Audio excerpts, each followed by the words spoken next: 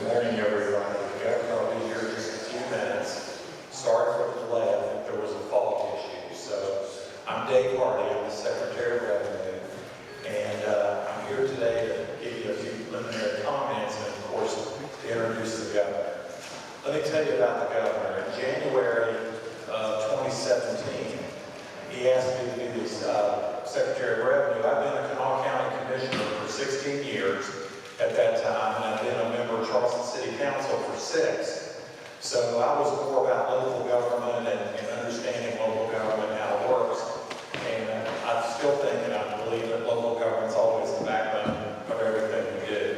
So we came to the Capitol, and they handed us the first financial report, and we were halfway through fiscal year 17 at that point. And they handed us the report, and I looked down and I thought, that's red ink on that report. And what we found out was, for that fiscal year, West Virginia was $217 million underwater. And we were halfway through the fiscal year. That was our first day on the job. The next report was the projection for fiscal year 2018, which would have started about 6 months later. That report showed that we were projected to be underwater an additional $497 million. So if you added those two numbers up real fast, didn't take long to say, wow, Governor, we're projected, and we are $700 million in a deficit position. And that was in January of 2017. Now I'm going to move you to this year, June 30th of 2022. Now we all know West Virginia's getting to be been around quite a while here. We're in this room where the West Virginia Constitution was drafted 150 years ago. June 30th of 2022 was the best day in the history of West Virginia's finances.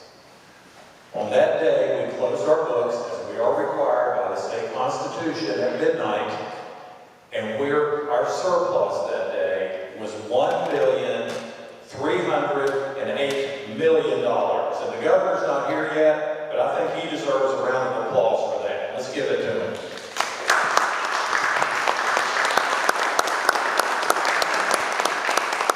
We are doing well financially, very well. And the governor said 2 weeks later, within a week, let's start cutting taxes.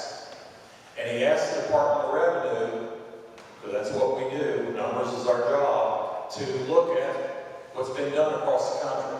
Here's what we found. There are 21 states in the United States that have started measures to reduce their state income taxes since January 1st of 2021.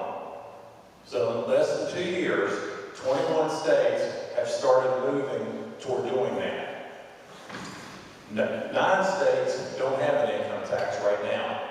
In the last 10 years, and these are states we're all familiar with too, I might add, Florida, Texas, Tennessee, one of my favorite states, South Dakota, Nevada. Those 9 states that don't have an income tax, in the last 10 years, those states have grown in population twice as fast as the other 41 states. Those same 9 states have grown their economies 56% faster than the other 41 states. So it became very obvious that we needed to look at, could we reduce or eliminate the income tax in the state of West Virginia? Then we looked at the research about teleworkers. And teleworkers are very mobile because they work out of their homes. Telework is the future. Teleworkers want to go where there's low crime, where there's a great quality of life, where there's good schools, and where taxes are low. None of that surprises any of us, because that's what we're all looking for. Teleworkers are leaving high-tax states, and they're moving to low-tax states, and they're doing it very quickly. So when you add all this up, we drafted a bill for the governor in July, and the bill proposed an immediate 10% cut in West Virginia's income tax for 2022, this year. 10% is a big number. That would have put $271 million back in our pockets right now, today, in 2022. The governor called the legislature into session, and the House of Delegates voted in one day to approve that tax cut. So now we're rolling, and it went to the West Virginia Senate, and the West Virginia Senate would not even vote or take up the proposal to cut the state's income tax.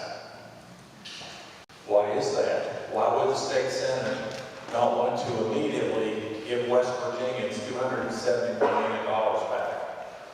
The reason is Amendment 2. There's been a lot of talk about Amendment 2, and we are voting now on Amendment 2. It started last week with the early voting, and of course we'll finish next week on November 8th. It is a big deal to amend the Constitution of the state of West Virginia. The people who sat in this room in 1872 and wrote the Constitution, they only put things in there that they thought needed to be emphasized and needed to be very difficult to change. And one thing they put in our Constitution is property taxes. If you study West Virginia's history, we being West Virginians, did not like how Virginia handled its property taxes. And the drafters of our state constitution 150 years ago intentionally put property taxes in the Constitution. Why did they do that? They didn't want property taxes to be politicized.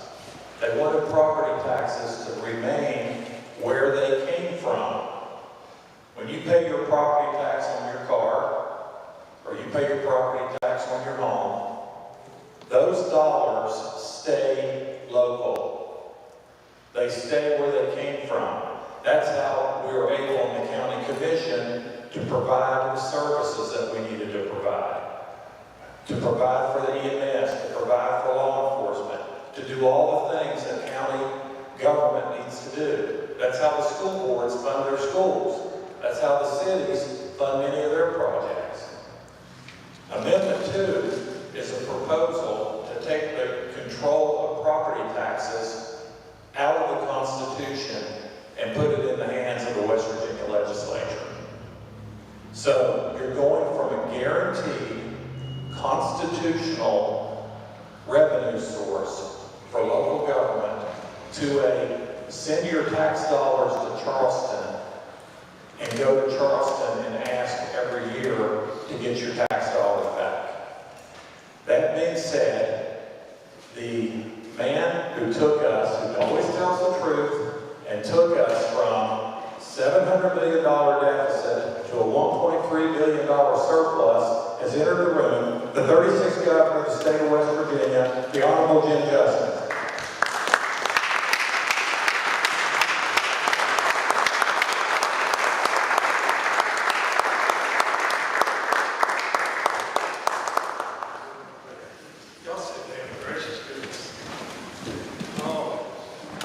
Thank you so much for coming. Important day. Y'all can hear me without me doing it. Okay, well, okay. Let me just, I normally don't ever read, but this is so important that I wanted to read just a few words to you. Today I'm speaking to you from one of the most historic buildings in our state. And just think about that. Think about it. This is where it all began. Right here. Right in front of us, right here. It says the West Virginia Constitutional Convention of 1861 and 1863 was held in this very room. And just think about the seriousness. Think about how important it was that we get it right. Really and truly. Think about all the years that have gone by since then, and the fact that, sure, we've had changes, but to really make a change in our Constitution, we had to have a vote. A vote of people. A vote of the people that exemplified the seriousness and the beauty of this incredible building, incredible place. Now, I didn't bring baby doll today because, and so don't get upset with me about that, but I didn't do it because, you know, while I love to see you smile, and I love to see you laugh, at the same time too, this is such serious stuff that it's really off the chart.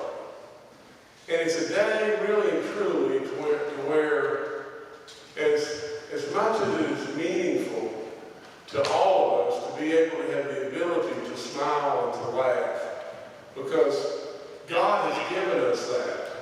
And through all this journey of life, it's tough at times, really tough. Now, but for this moment, I want you to just be very, very serious with me.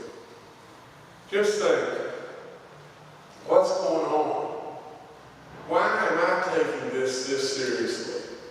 Why really and truly is your governor, the guy that's sitting here on this stool that, praise God above, is really strong. And see, I told you, he gives you the ability to smile and laugh, and that's okay. But with all of that, think about, we've got an amendment. You got several, but you got an amendment on the ballot that can really turn us really upside down. So, how does it all just come about now? Well, let's be brutally fair.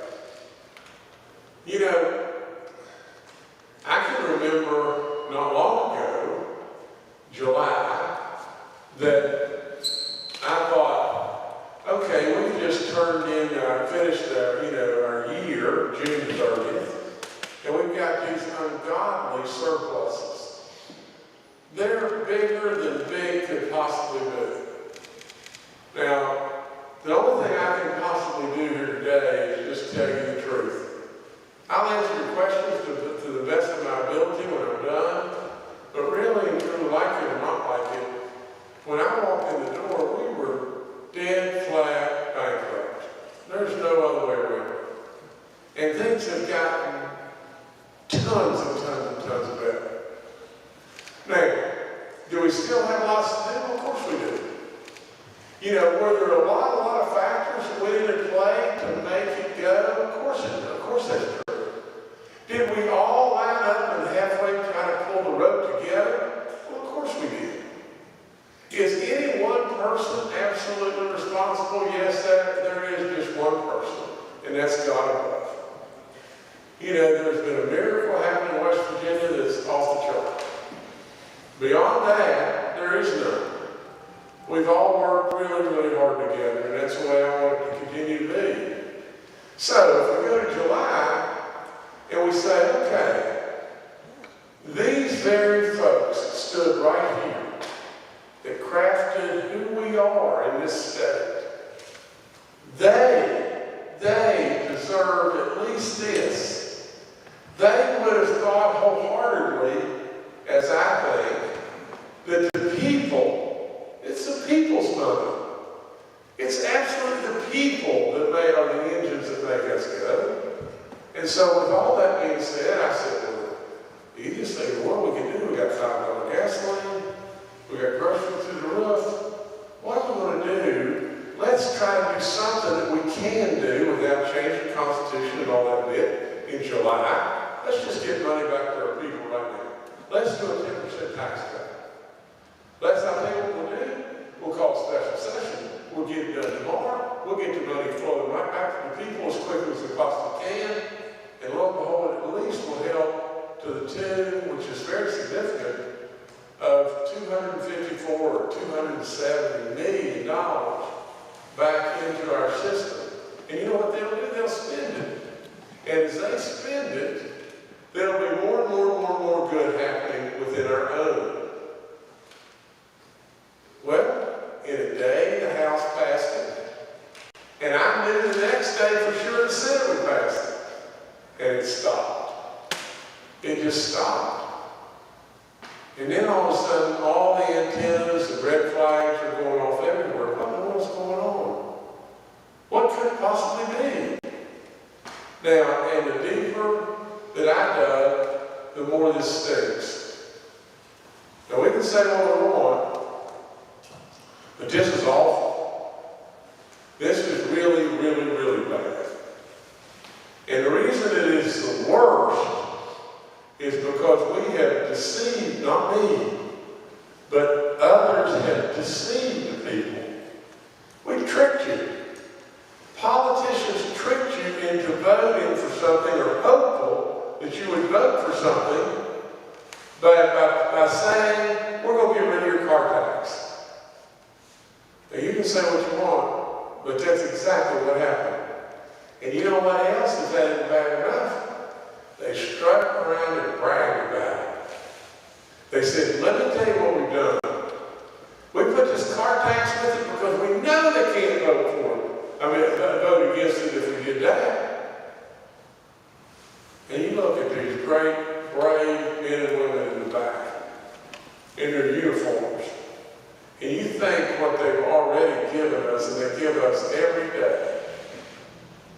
How in the world could we possibly strut around and brag about literally putting a car tax with something when we were really hiding what we were really doing? What they were really doing is putting it on the ballot so that you would vote immediately for it. And if you voted immediately for it, then the Constitution of this state would be changed forevermore. Now to me, that's really, really, really wrong. But it gets even worse than some. I don't know that it can get any worse than that. Now that really is the primary driver of what I'm all about. Now, like me or not like me, but I'm going to do with all I've got in me to tell you the truth all the time. I'll make plenty of mistakes, but I'm going to tell you the truth. Now, think just about this.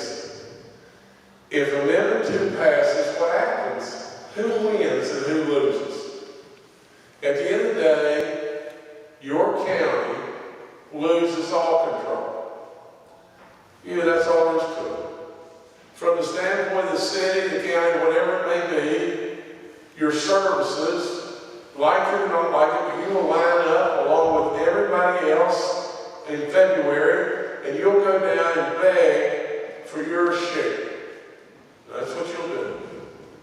And if the pot is only so big, and for whatever the reason may be, the pot may just possibly not be big enough for everybody's share, then they're going to look at you and say, you got to be cut.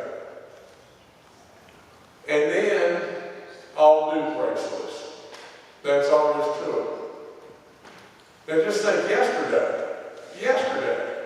the BEI group and everything, they put out a report that said, I think in 2027 we're going to be $376 million upside down if we got to fund on BEI, or what's got to happen is your benefits have got to either be cut or your premiums got to go up.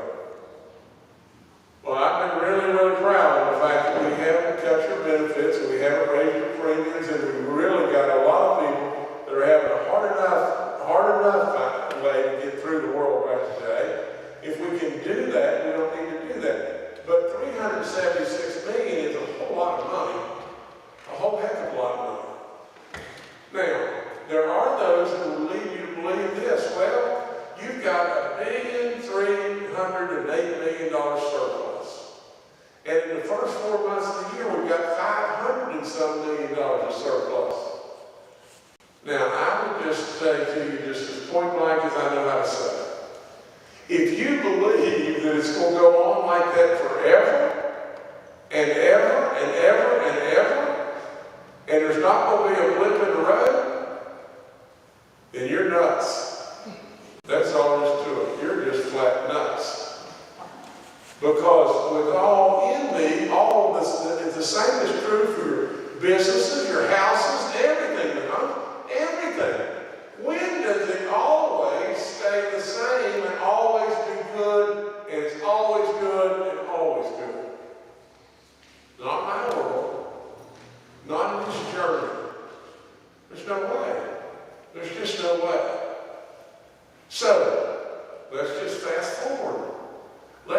say that what we do is we go down this path. Now, I've got a way to get rid of your car tax, and please, to God above, let's take that off the table. Let's take it off the table. We can rebate you the money back tomorrow. If they'll say we're in, we can rebate you the money back tomorrow and the car tax goes away. Gone. So we don't have to talk about the car tax anymore. Now let's talk about whether or not you want the Constitution changed, because that's what Amendment 2 really is. It's nothing but that. If you change Amendment 2, who's going to win? What are we going to go after right off the get-go? We're going to eliminate the machinery and inventory tax. It's $500 million, any way you can. The other thing is all the language is so ambiguous that really, at the end of the day, are the utilities able to be involved and included? Are the railroads to be able to be included? And they probably are. And now you're at $700 million. Now, if you tack on a little bit of EIA or a little bit of matching funds to be able to build your roads from the federal government, you tack on a little bit of a pay raise here or a little bit of shortfall in Medicaid or whatever it may be, and literally, all you got to do is just spin around a couple of times and your surpluses are so gone, you don't even know they exist. And then, at that point in time, what happens if there's some dude somewhere that we don't know anything about? Then you're short. And the second you're short, who loses? Your seniors, your sports leagues. Absolutely, the police, the firemen, the schools, on and on and on. Who loses? You know, I know who wins in this. For God's sakes, let's be super fair. Who in this room benefits from this more than anybody? Who benefits more than anybody in this room from this? Me. Me. Honest to goodness, my companies, it will mean millions of dollars to me if it passes. Millions of dollars. And I'm sitting here telling you don't do it. You see, my dad would always say this, and he said it ever so clearly. He said, son, if you know, the good Lord knows that's all that needs to know, and that's all that matters. And I know this. I don't want anything. I didn't sign up for this job for me. I didn't do it. Now, maybe I'm a different guy, but I didn't do that. I signed up for this job for you because I love you, and I love our state. Now, like I said, I make mistakes. But literally, I am telling you, if we pass this, honestly, as I can possibly be, you know, from my company's standpoint, we'll dance all the way to the bank. And you know what will happen? Mark it down. You'll implode here. It probably won't happen while I'm your governor. I'll probably be able to do what I can do without being here today.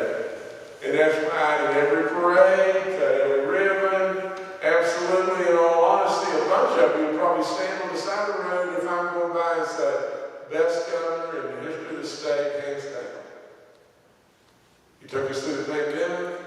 He took us from bankruptcy to ungodly surpluses, on and on and on, diversified, all the different things, the roads, everything under the sun, the best governor in the history of all time. And I'm here. I'm here.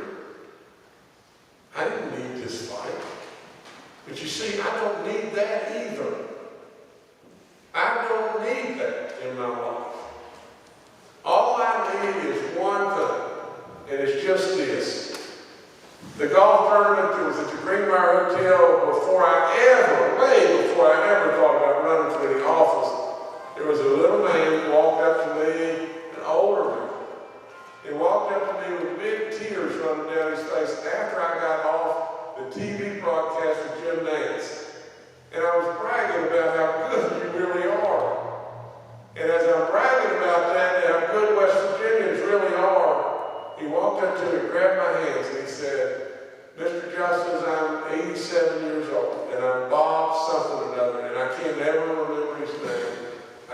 his first name.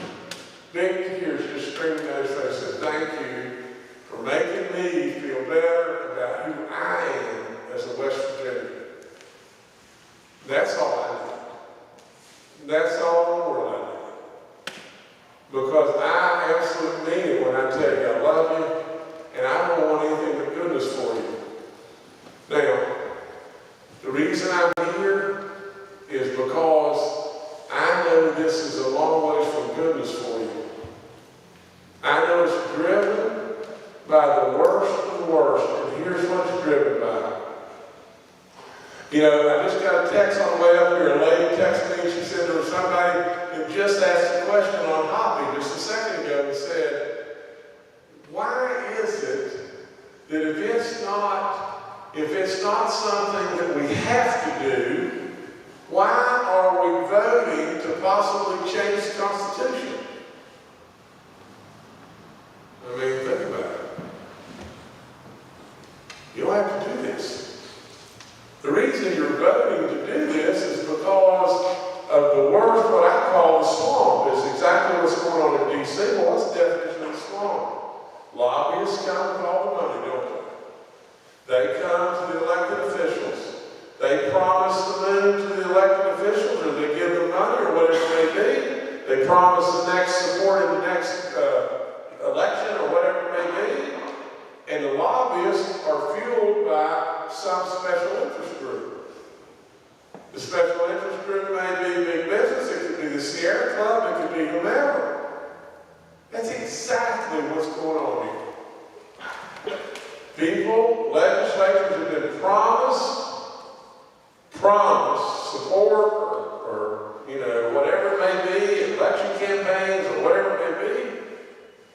And then they get wedded to this and off we go. Now listen to me. Just think about it. Because I know a lot about energy and I know a lot about these companies and everything. Not many years back, coal companies were in really, really tough shape. Ours included. And with all that being said, with everybody upside down that they could possibly be, 55 coal companies took bankruptcy. We didn't do it. And it's been hell on wheels since then for us. It's been really, really, really tough. Now, some did this, and you see the same thing no matter whether it be, a Walmart or whomever it may be, but I'm not saying that Walmart took bankruptcy, not no way in the world, but when these companies did that, they wrote off hundreds of millions, if not billions of dollars that people that were supposed to get paid never got paid. And that may be vendors or banks or whomever it may be. Now, some of those companies today, which would blow you away, some of those companies today are making in excess of $100 million a month. A month. They ain't that enough. And really and truly, what is going on is that's the group of people, along with the Dow Chemicals or the Walmarts or whomever it may be, that's the group of people that you're going to give your funding away to. What are you going to get? At the end of the day, if I can get rid of your car tax, and I'll promise you to God above, I can do that, what are you going to get? What are the people that are dealing with $5 gasoline and grocery prices, what are you going to get? Nothing. Nothing. The money will be gone. You're going to get the risk. What happens if you go upside down? What happens? Where's the funding? We have been through this 1,000 times. We've been represented that all the budget is going to stay flat, flat, flat. We're not ever going to spend more. When in the crap was that guy? Anywhere. When it bless you. But when in the world does that happen in our lives?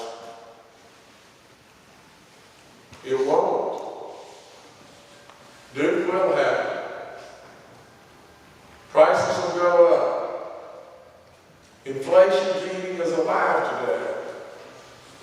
not in any way that I am anti-business. Are you kidding me? I'm the biggest business guy that you could possibly be.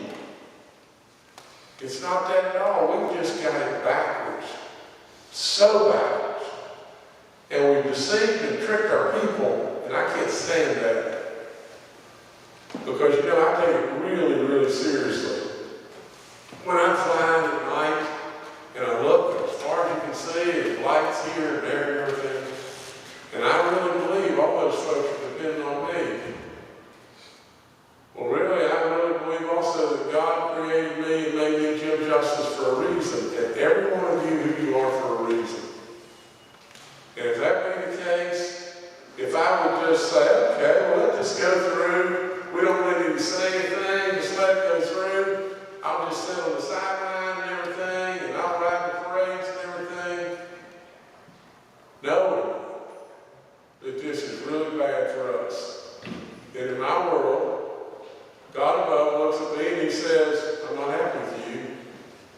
And that's the end of the story with me.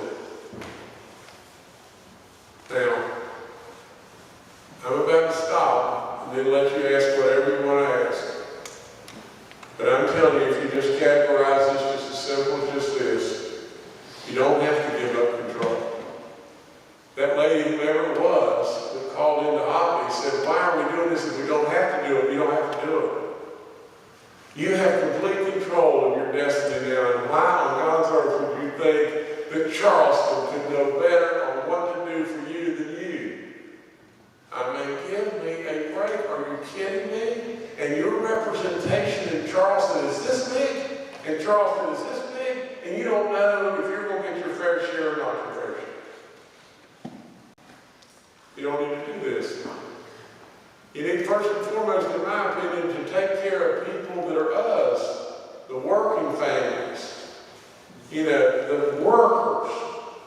We need people in West Virginia. We need growth in West Virginia. Every tax publication in the land says if you get on a pathway of getting rid of your personal income tax, you will drive growth to you. This other side, this other thing is just a build a field milk and like I said. Let me tell you, the last thing is just this. And you mark it down, and I want you to remember this. I want you to remember this guy sitting on this stool that I said is really stirring. I want you to remember this moment in this incredible hallowed ground hall, right? I want you to remember absolutely just this. You know, there's a Santa Claus saying that first you believe in Santa, then you don't, before you know it, you are Santa. But really and truly, there's another saying in regard to this, and it would be just this. First you may not have known, and now you know, and a lot of people are mad. Well, I'm telling you, sitting on this stool right here, that if you're not mad now, before this is over, you will be. And when you are, I want you to remember me. Remember me sitting here. The guy that could have benefited by himself off the chart, that didn't really need to be here. But he came for you, and he told you you'd be mad. And when this thing flies all to pieces, you'll be really mad. It'll be too late, but you'll really be mad. I'll quit right there. You ask me anything you want to know, and I won't quit there. I'm going to add one other little cherry on top. When this thing goes to pieces, what will be the only possible recourse, and it won't save you, the only possible recourse will be this. If you're in a county that assesses property and taxes on that property at a 60% value of assessment, they'll have to raise your taxes. So in other words, you're going to pass this, and I don't think it's going to pass at all, but if it does pass, you're going to give up all your local control, you're going to turn your back on little people and absolutely reward big giant corporations off the chart. And at the end of the day,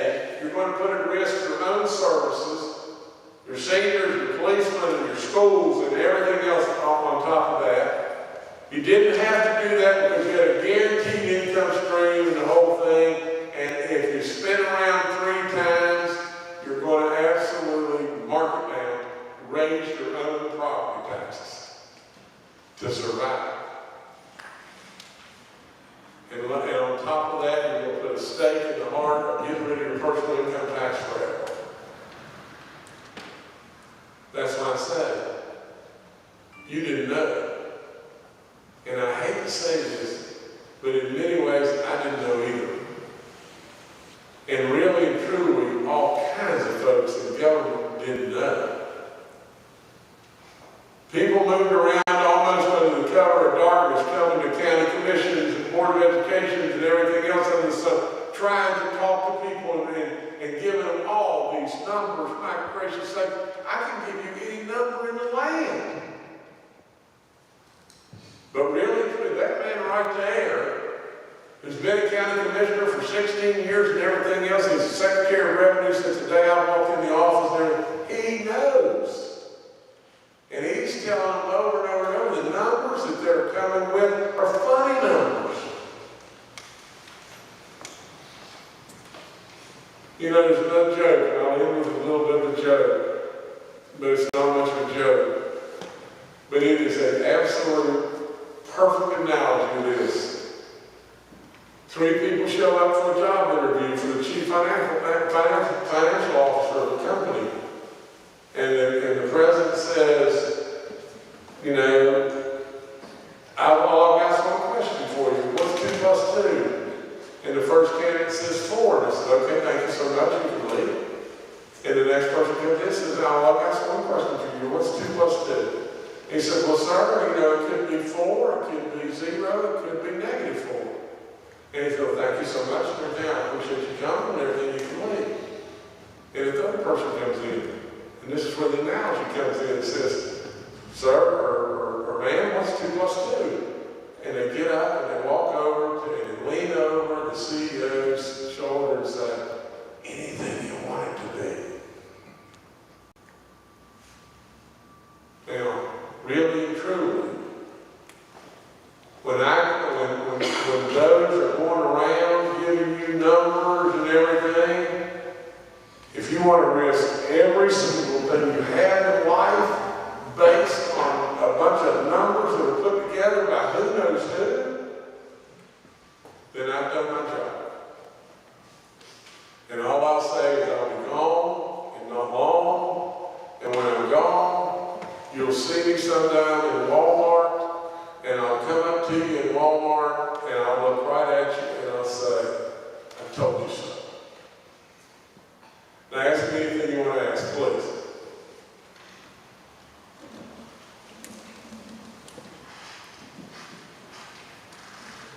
Anybody? Yes, sir. Governor, thank you for being here. I'm Kyle Knox. This is Laura Carroll from the Ohio County Public Library. The West Virginia Library Association has released their statements on the magnitude. We serve thousands of children, adults, seniors every month in the Ohio County community. I was wondering if you could specifically address how magnitude, from your viewpoint, will affect libraries throughout the state. I can do it, but I really believe, can you do this better than that? Okay, well, and then I'll fall right behind you. Let me go first. Let me just say this to you. Here's how I would see it. As we fund our libraries, as we fund everything coming down the hall, it's so simple. It's so simple. Now, you're a long way from Marshall here, but Coach Bob Pruitt said to me, he said, this is just this simple. It's all of you. Get out your wallets and give me all your money. We're the politicians from Charleston. All of you. Give us all your money. And we'll promise we'll give it back. Well, look, that's great. But what if we can't give it back?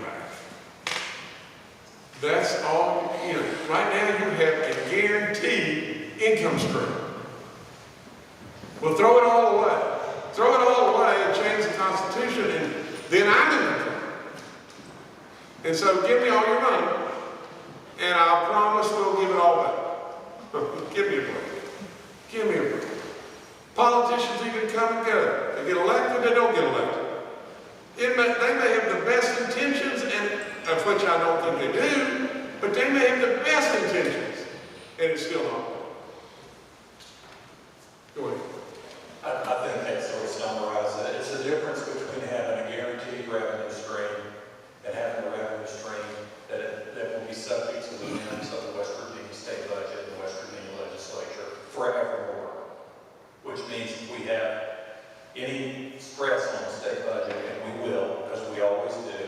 Example today, the story about PBIA, you have to get in line with everybody else. So there's a lot of wisdom in what's in our state constitution about leaving those property tax dollars away from political wins.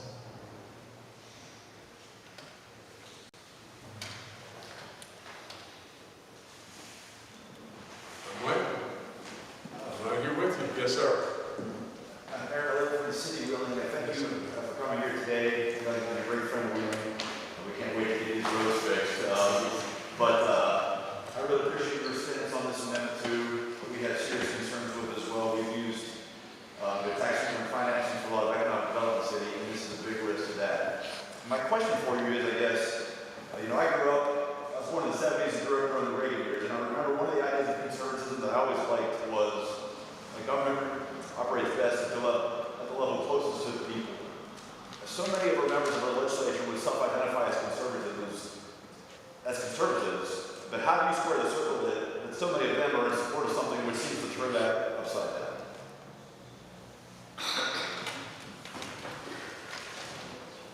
I think that's going to be a horrendous problem for them.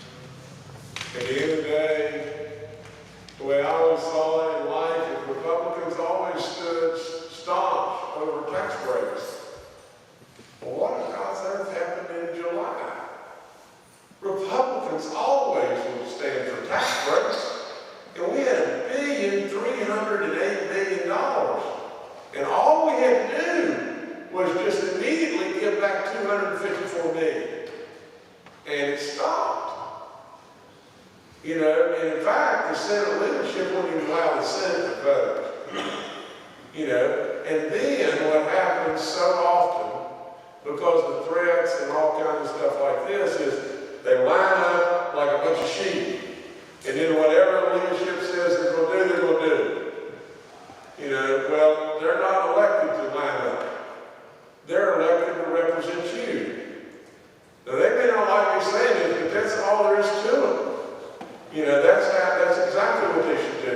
And from the standpoint of Republicans, again, of which I'm very proud to be, and I'm very, very, very proud of my conservative values, absolutely, with all in me, from the standpoint of local control versus state control, or state control versus, Washington control, that's exactly what Republicans stand for. That's exactly what the majority stand for. And basically what they're doing again is lined up, and they're not standing for that. And they really haven't stood for tax cuts. There's ads running on television right now that say, if you vote for this, this is going to put $700 per family back into the average family in West Virginia. Listen, I am promising you to God above right now, the car tax is gone. It's gone. Now you tell me, where's the money going to come that's going to the families? Where's it going to come from? Where's 1 cent going to come from? It's not going to go to the families. There's no way. It's going to go out of state. It's going to go out of state to a big giant Coca-Cola company, or it's going to go out of state to Walmart, wherever. It may even go out of the world. Where is it going to the families? The only dollars, period, that can go to the families are the car tax dollars. Well, let me tell you how this ought to be. I'm a business guy. How this ought to be is this. Get rid of the car tax, come on. Okay, you get that money, that's great for our people. We can do that prudently without changing the Constitution or anything, get that done. The next thing, start us on a pathway of getting rid of our personal income tax, because that puts money back in your pockets. All right, do 10%, do 20%, do 15%, and then stop and breathe. You don't have to change the Constitution. You don't have to do anything. Literally, if you do the car tax the way I want to do it, here's what will happen. You'll pay your car tax, and it'll come to your county. And they'll fund these policemen, they'll do everything in the world that they're already doing. And the second you pay your car tax, electronically, if you're doing 87% of the people are doing it, he will that quick, out of the general surplus, send the money right back to your account. So then, the counties are winning, and you're winning. Double down. Double down. Car tax is gone. Then get on a way of cutting the personal income tax. Do what you prudently can do. Do 10%. Do 20%. Do 15%. That puts all kinds more dollars in your pocket. And you know what you're going to do? You'll spend them. And it's going to generate more and more and more business right here. And then, if we had any sense under the sun, we would then really look at maybe how we could give small business some kind of tax incentive break. Now, and then, what we would do then is then we would look, after we breathed a little more, we would then look at how we could go maybe and start whittling on this machine and inventory stuff too. There's a way to do it. But what we're doing is high risk on big seas. And we're asking you to give up all the assurance of your life. You know, Ronald Reagan was a really close friend of my family. I can take you to Mom and Dad's house now and see pictures of these signs and stuff like that everywhere. Ronald Reagan did something that was a gift for all of us. All the world Ronald Reagan did in many ways was he just turned the people loose. He made America feel good about being Americans again. You think when he took office, and we forget this, but I got to tell you just this. Jimmy Carter just been the president. We had 100 hostages in Iran. We were boycotting the Olympics. We absolutely had a Russian grain embargo on. We deregulated oil and gas. We had lines everywhere under the sun. We just given away the Panama Canal. We had a 20% inflation, or 20% interest rates. Honest to God, our country was wheeling in every direction known to man. Russia had just invaded Afghanistan, and they were on the move like nobody's business. Now just stay with me just 1 second. That man walked in office, and in just a matter of hardly years at all, he stood in East Berlin and said, Gorbachev, tear down that wall. And the entire Soviet Union collapsed because he turned you loose. He did. He turned you loose. You're the engine. It's not Charleston. It's not Jim Justice. It's not Ronald Reagan. It's you. And the last thing I'll say, and then I'll go, if you still got a question too, I'll answer it, but just stay with me. Because this place to me is so important. You know, at the end of the day, you are so good, it's off the chart. You really are. You suffer through decades, if not centuries, of maybe a lot of bad jokes. And really and truly now the world is awakening to just how great you really are. We've always known you. You're low crime, faith-based, craftsmen, great neighbors, loving, good people. Good people. Now the world's envious of you beyond belief. And they want to come. And who would ever thunk it, ever in the world thunk it, that worldwide travel magazines would say, West Virginia is the top 5 and the top 2 to go. Don't give up your independence. That's what this is all about. You're giving up your rights. I really do appreciate you mentioning there, along the way. Honestly, a president that came when things were really, really, really tough. And what a gift, an unbelievable gift that he gave all of us. Last chance for questions. Yes, sir.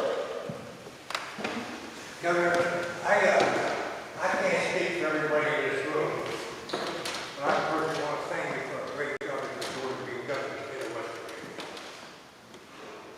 I admire and respect you for what you've been doing. I hope everybody in this room will feel the same way about it. It's like to have you serve, it's always good to see you. Thank you. Thank you, sir. You still got the greatest Italian restaurant in the land, sir. Yes, sir. Doug Schaufelberg, I represent many people in this room.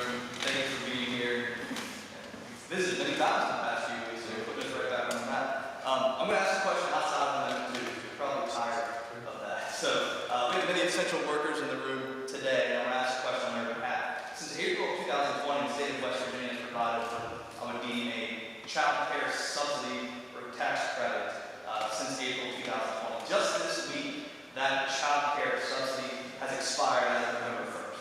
And I've received many inquiries from local firemen here in the city of Wheeling, in Ohio County in general, who are asking about that. Now, we are not in session right now, so we can't address that legislatively, but I would ask of you to get that on your radar, so maybe we can have a stopgap in funding between now and the first of the year when we go back to Charles. It goes back to the same premise that you're here today, is what we can do best for working families. This has proven to be very effective when it comes to child care and helping families across the state of West Virginia, particularly here in Ohio County. And it seems to have flown under the radar. This has expired and is impacting me politically. So I just wanted to bring that to your attention and hope that you, in your position, can do something about that, at least for the limited time that we have between now and January when the legislature can effectively designate a proper fix. All right, and Delvin, thank you, sir. And Dave, can you report on this in any way? No, either Mark and I have been involved with that. Okay, well, let me just say this, I'm not aware exactly, the dates, the expiration and all that. I'm not even aware, to tell you the truth, if they're, if we've lost it from the standpoint of the federal government. But I'm also, Mark, I think it's a federal program. I don't have the details on it, but I believe it's a federally funded program and it was federally ended. Okay, well, let me just do this. Let me go back, let me dig in, let me work at everything, and without any question, many folks, we've got 1,000 different ways and different directions to go. But many folks that really stepped up and given us everything the world had.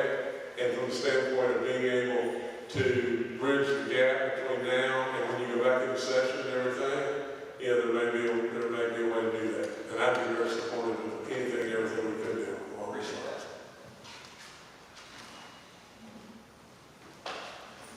There was, I'm trying to think what it was, but there was I can't think of what it was right now, but there was an item that someone brought to my attention yesterday that was about something not to do with government at all, but really something to do with, one of our children's stuff and everything, and I wouldn't have done it. And to be perfectly honest, I know this is expiring or whatever, or expired or whatever it may be, but without you mentioning it, I wouldn't have done it. And so we can go back and try. So I appreciate it. I really do.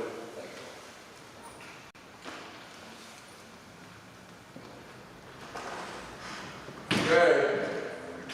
Now, here's the last and the last. And Johnny, thanks so much for your conversation. But if at the end of the day, you think like I can feel and know you're thinking right now, personally believe that this is not going to pass. I really believe, and I don't pat myself on the back, but I believe if I hadn't come out here and been with you and gone all over the state like a crazy man and everything else, this was going to pass 85-15 and nobody would have known it until it was too late. For that, I'm really proud that I came out here. At the end of the day, I will tell you, if it passes, I'll be super respectful of the vote, respectful of you in every way, and say, I did everything I knew to do, and if it passes, it just passes.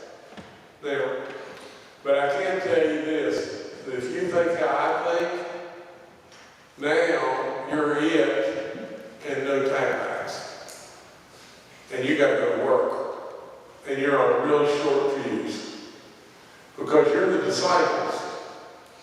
You're the people that got to tell people. You're the engines. And you got to tell people. Because we, the people of Ronald Reagan, the people, we've got to be heard. These folks right here that put your Constitution together, these very folks, wanted the people to be heard. They would be flipping over their graves over and over and over and over and over about how DC is today. Many of them gave up everything they had in life.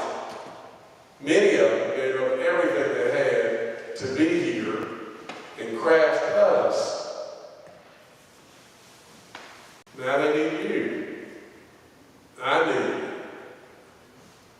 I think this is going to be blown up and go down in flames. And if it does, then we'll sit together and we'll craft ways that we can really help our people. And we can really have growth. And the last thing is just this, isn't it dadgum peculiar that I've been dealing yesterday with a company that may very well be in Weirden before long. A company that maybe could very well be employing 750 folks new. There could be so much possibility, it's unbelievable, but just think of the Pure Watercrafts and the Nucors and Berkshire Hathaway and Green Power, all those people that come. Think about all the calls before we right-sided up. Nobody has called and said, Governor, we'll come to West Virginia if you'll get rid of the machinery inventory tax. Nobody. The surpluses allow us the crafting to bring people an opportunity to our state. You throw them all away, there's just so many repercussions, it's unbelievable. The deeper you dig in this hole, the more it's going to stink. I mean when I tell you